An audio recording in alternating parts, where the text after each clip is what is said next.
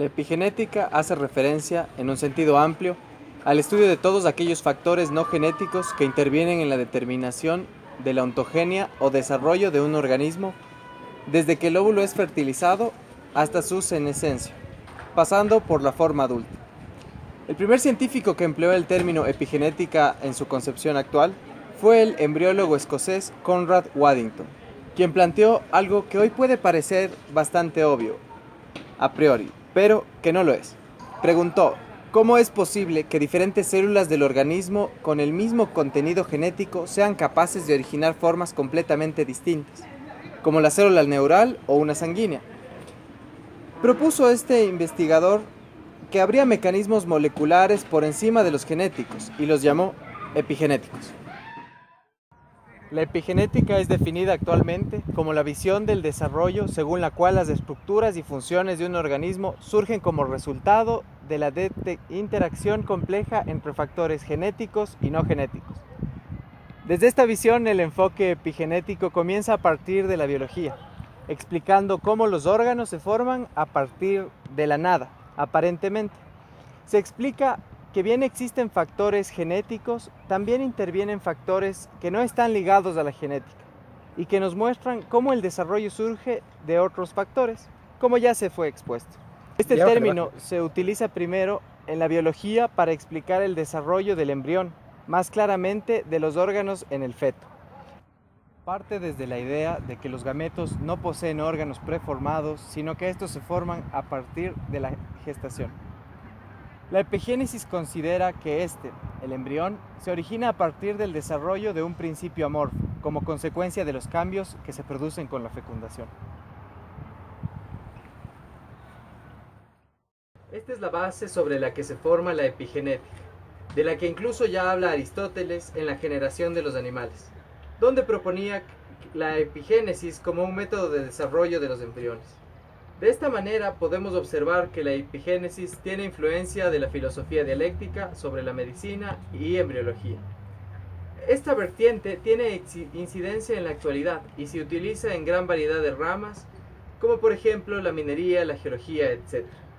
Una de las grandes influencias de esta teoría se da en la psicología, que es el tema que atañe a este documental, como presentaremos a continuación con grandes representantes como Jean Piaget y Erik Erikson.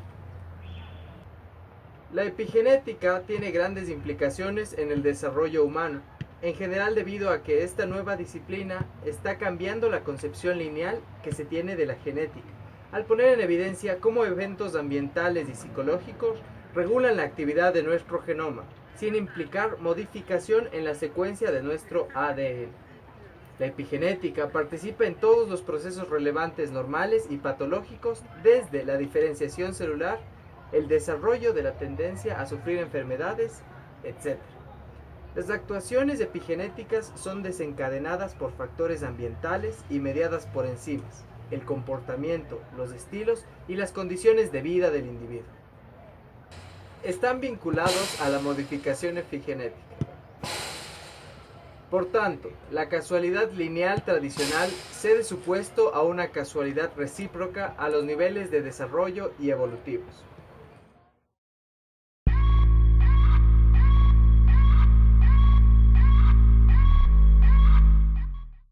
Erik Erikson constituye su teoría a partir del principio organísmico en epigenético, nombrándola teoría del desarrollo psicosocial, la cual es una reinterpretación de las etapas psicosexuales freudianas, encuadrándolas bajo 4 lineamientos: incremento del entendimiento del yo como una capacidad organizadora del individuo, integrando la dimensión social y el desarrollo psicosocial. Extendió el concepto de desarrollo de la personalidad para el ciclo completo de la vida. Principalmente exploró el impacto de la cultura, de la sociedad y de la historia en el desarrollo de la personalidad. Para Erikson, existencia de un ser humano depende de 3 procesos de organización complementarios presentes durante todo el ciclo vital. Primero, el proceso biológico, que envuelve la organización jerárquica de los sistemas biológicos, orgánicos y el desarrollo fisiológico. Segundo, un proceso psíquico, que envuelve las experiencias individuales en síntesis del yo, los procesos psíquicos y la experiencia personal y relacional. Y tercero, el proceso ético-social, que envuelve la organización cultural, ética y espiritual de las personas y de la sociedad, expresadas en principios y valores de orden social.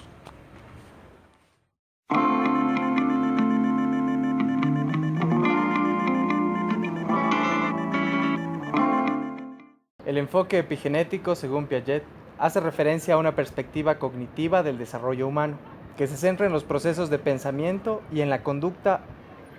El mayor aporte de esta teoría es ampliar la comprensión de cómo piensan los niños, explicando mediante las etapas cognitivas del desarrollo humano. Piaget considera el desarrollo desde el ángulo organicista, como el producto del esfuerzo de los niños por entender y actuar en su mundo.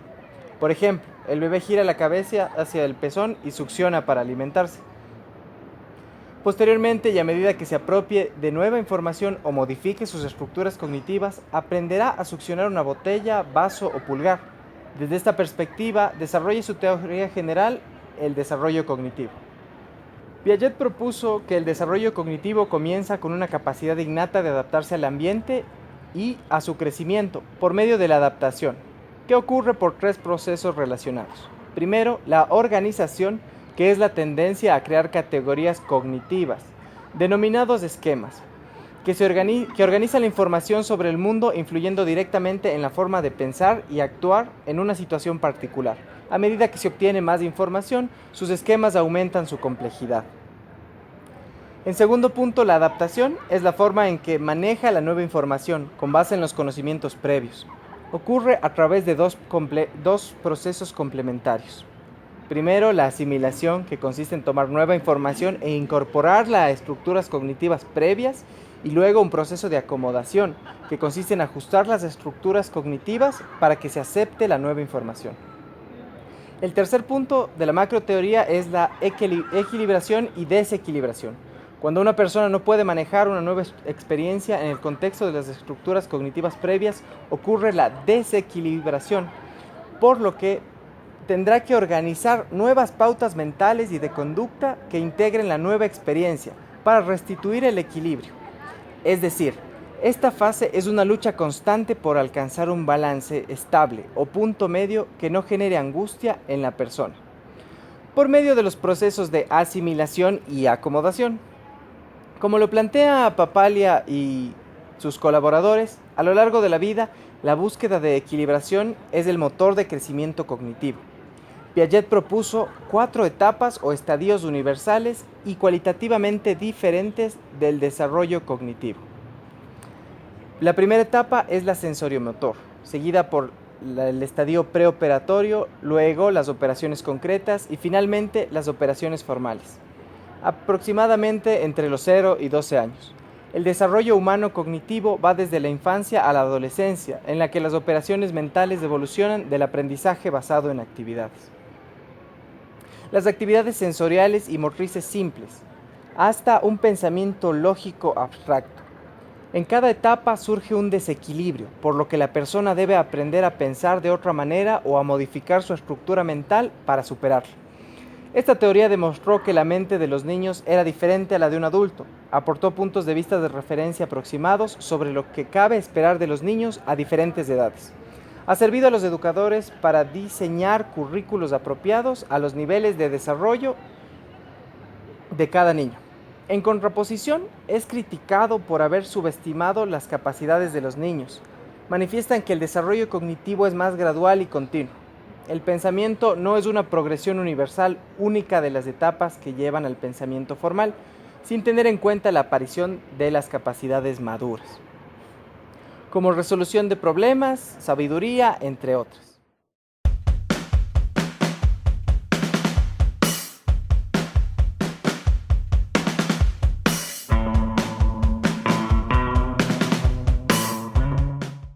Jean Piaget fue un psicólogo suizo especialista en el desarrollo. Distinguió 4 etapas o estadios del desarrollo cognoscitivo. La etapa sensoromotriz del nacimiento a los 2 años, la preoperacional de 2 a 7 años, la de operaciones concretas de 7 a 11 años y la de operaciones formales de 11 años en adelante. Piaget nombró a la primera etapa del desarrollo cognitivo periodo sensorio-motriz, porque implica que el niño debe aprender a responder por medio de la actividad motora a los diversos estímulos que se presentan a sus sentidos. El niño no solo escucha y ve un sonajero, aprende a sostenerlo y sacudirlo. La tarea es aprender a coordinar secuencias sensorio-motoras para resolver problemas simples, una etapa en la que los niños se ven invadidos por una serie de sentidos y emociones. Todo es nuevo para el bebé, sus sentidos no paran de estar activos. Mientras se mantiene el estado de vigilia y cuando duerme procesa toda la información adquirida. Piaget subdividió el periodo sensoriomotriz en 6 subetapas. La etapa 1 de ejercicio reflejo, que se da hasta el primer mes, en donde los niños usan sus reflejos innatos y adquieren control sobre ellos. La etapa 2, o de reacciones circulares primarias, del primer al cuarto mes, los niños repiten las conductas placenteras, por ejemplo, la succión del pulgar. La etapa 3, de las reacciones circulares secundarias, que va desde los 4 a los 8 meses, en donde el niño repite intencionalmente algo interesante o placentero, con un propósito específico. Por ejemplo, sacudir un sonajero para escuchar su sonido. La etapa 4, desde los 8 hasta los 12 meses, conocida como la de coordinación propositiva de los esquemas secundarios, en donde se empiezan a anticipar sucesos y a utilizar esquemas previos para resolver problemas en situaciones actuales. Por ejemplo, tirar un objeto al suelo, como una cuchara, sabiendo que alguien lo va a recoger. La etapa 5, de los 12 a los 18 meses, de reacciones circulares terciarias, en donde empiezan a experimentar con acciones nuevas, para ver lo que sucede en lugar de repetir patrones de conducta ya aprendidos, utilizando el ensayo-error. Por ejemplo, con los juguetes especializados para niños, en donde tienen varias opciones de juego, o si jugaran con un control remoto al aplastar los botones, a la final terminan descubriendo cuál es el botón que prende la televisión. La sexta etapa, de soluciones mentales, que va desde los 18 a 24 meses, en donde empiezan a pensar en los problemas para encontrar soluciones mentales, internalizan las acciones y sus consecuencias, y no se basan exclusivamente en el ensayo-error. Esto se puede ejemplificar en la relación con los cuidadores, en donde el niño internaliza las reacciones de sus padres sin necesidad de realizar una acción. Para finalizar con esta etapa, se desarrollan dos procesos muy importantes que son claves en la maduración y en el aprendizaje. Estos son la permanencia de objetos, que es un conocimiento de que un objeto sigue existiendo independientemente de que podamos verlo, escucharlo, tocarlo, probarlo u olerlo.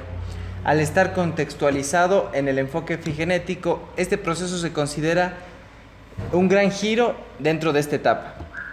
Y segundo, la imitación, que consiste en copiar las conductas de los otros e internalizar sus consecuencias. En este sentido, es importante rescatar la intencionalidad como factor principal del aprendizaje.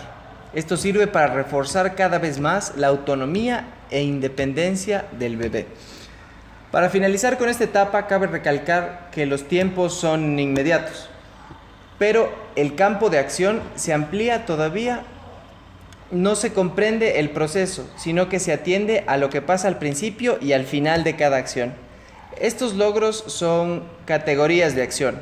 Por eso todavía no podemos hablar de que hay un pensamiento ligado a la representación.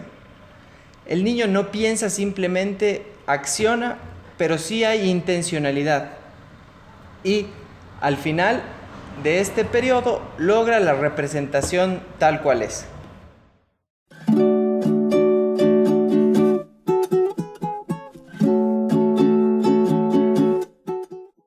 La etapa preoperacional. Piaget llamó a esta etapa así porque a su concepción los niños no están listos para realizar operaciones mentales lógicas. Esta etapa va desde los 2 a los 7 años y a breves rasgos consiste en el desarrollo de un sistema representacional que emplea símbolos para representar a las personas, lugares y eventos. Además, el lenguaje y el juego imaginativo son manifestaciones de un pensamiento todavía ilógico. Los avances hacia el pensamiento simbólico que vienen dándose desde la etapa anterior son acompañados por una comprensión cada vez mayor de la función simbólica, del espacio, la causalidad, las identidades, la categorización y el número que se detallan a continuación. La función simbólica consiste en que el niño ya no necesita señales sensoriales para pensar en algo, es decir, usa símbolos o representaciones mentales. El uso de símbolos es una característica universal de la cultura humana para comunicar. Los niños demuestran esta función simbólica por medio del incremento de la imitación diferida, que consiste en la representación mental de un suceso observado antes. La función de comprensión de los objetos en el espacio, por medio de la investigación, se ha demostrado que a partir de los 3 años, la mayoría de los niños captan de manera confiable las relaciones entre dibujos, mapas o modelos a escala con los objetos o espacios que representan. La comprensión de causalidad.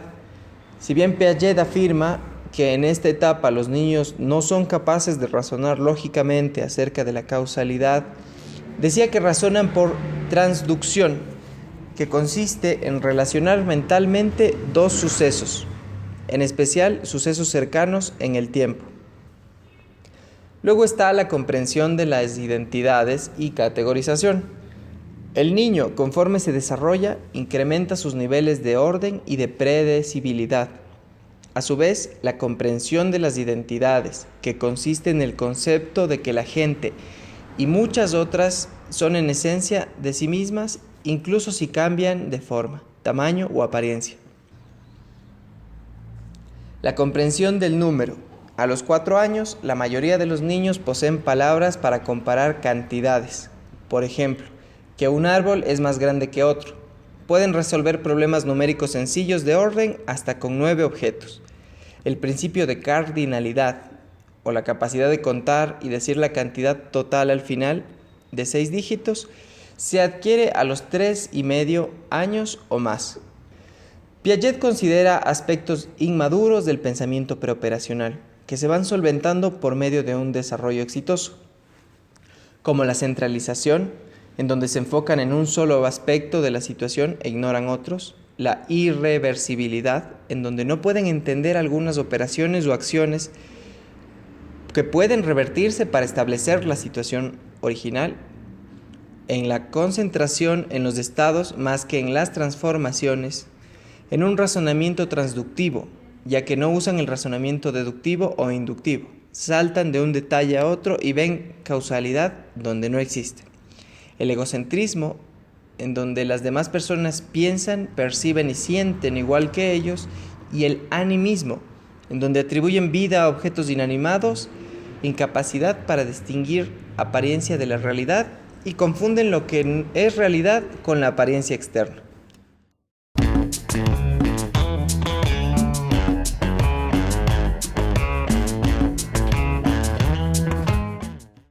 En la teoría de Piaget, el periodo comprendido entre los 5 y los 7 años marca la transición del pensamiento preoperacional al de las operaciones concretas.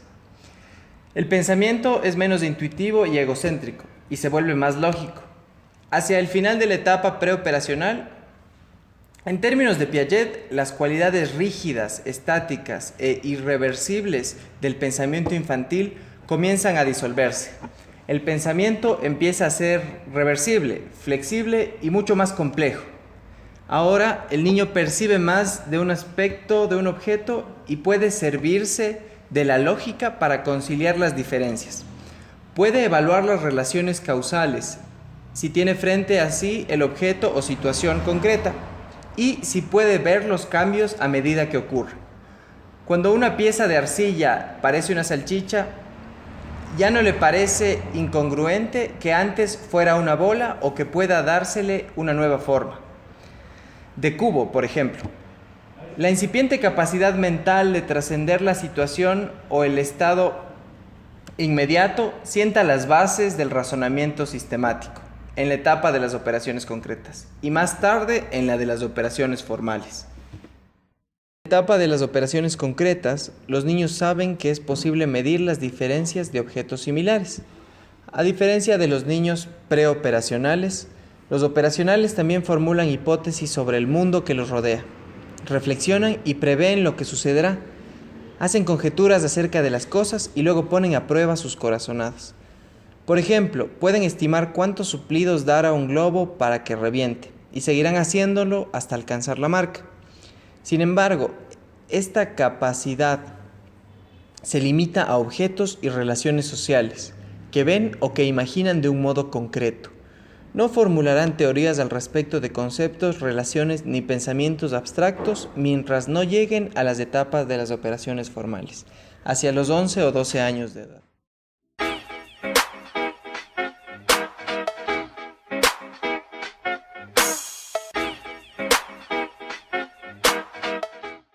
Cuando el niño alcanza la edad de 12 años aproximadamente, razona lógicamente sobre las cosas abstractas que nunca había investigado de forma directa. Esto es lo que singulariza el periodo de las operaciones formales. El niño está capacitado para hacer un pensamiento racional e inductivo a través de la forma de una respuesta ofrecida. Solo conoce el problema de forma hipotética y puede llegar a una reflexión lógica a través del pensamiento. Esta última etapa no es lograda por todos los adultos, pero sí es característica de los científicos, que pueden manejar un gran número de datos y explicarlos claramente. Einstein dijo sobre la teoría de Piaget: es tan simple que solo un genio podría haberla pensado. El cambio más importante en la etapa de operaciones formales es el que el pensamiento logra la transición de lo real a lo posible. En la escuela, los niños razonan lógicamente, pero solo apoyándose en personas, lugares o cosas tangibles y concretas. En cambio, el adolescente piensa en situaciones sobre las que nunca ha tenido un contacto. A mayor edad, los adolescentes pueden llegar a discutir problemas complejos, como de sociopolítica, que incluyen conceptos abstractos como derechos humanos y justicia. Igualmente, pueden razonar sobre las relaciones y analogías proporcionales, resolver ecuaciones algebraicas y analizar la validez intrínseca de los argumentos. La capacidad de pensamiento abstracto y reflexivo se logra durante la etapa de operaciones formales y posee 4 características fundamentales: la lógica proposicional, el razonamiento científico, el razonamiento combinatorio y el razonamiento sobre las probabilidades y proporciones.